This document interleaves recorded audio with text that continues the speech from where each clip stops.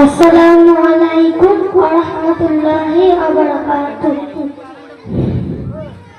আসসালামু আলাইকুম মারিয়াম বোন। আরে বোন, যে তাড়াহুড়ো করে কোথায় যাচ্ছ? ওয়ালাইকুম আসসালাম আপা। আর বলো না, খুব পেরেশানিতে আছি। কেন, কি হয়েছে? এই যে স্যার চলছে, আমাদের বাড়িতে নোটিশ এসেছে, সেখানে লেখা আমরা নাকি 6 ভাই বোন, অথচ আমরা তো 4 ভাই বোন।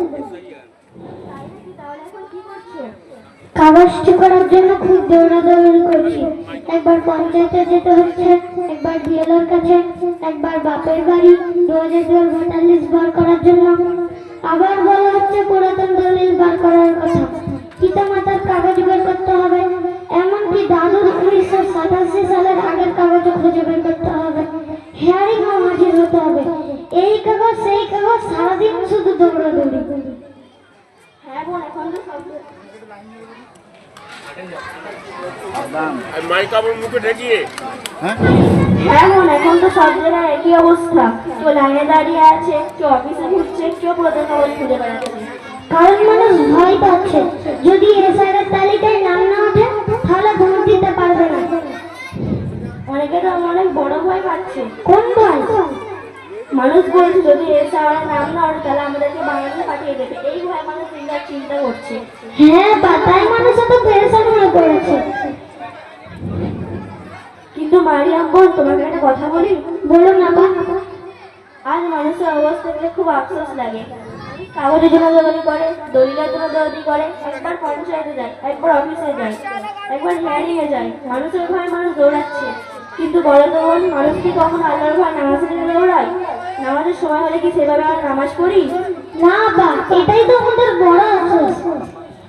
আমাদের প্রথম কাজ হওয়া উচিত ছিল আল্লাহর কাছে সাহায্য চাওয়া। আমাদের বলা উচিত ছিল, হে আল্লাহ, তুমি আমাদের সৃষ্টিকর্তা, তুমি আমাদের সমস্যার সমাধান করে দাও। কিন্তু আজ কি হচ্ছে না বোন, যে মানুষকে আল্লাহ সৃষ্টি করেছে সেই মানুষকে আমরা ভয় করছি। কিন্তু যিনি মানুষকে সৃষ্টি করেছেন সেই আল্লাহর ভয় আমরা সে ভুলে যাচ্ছি।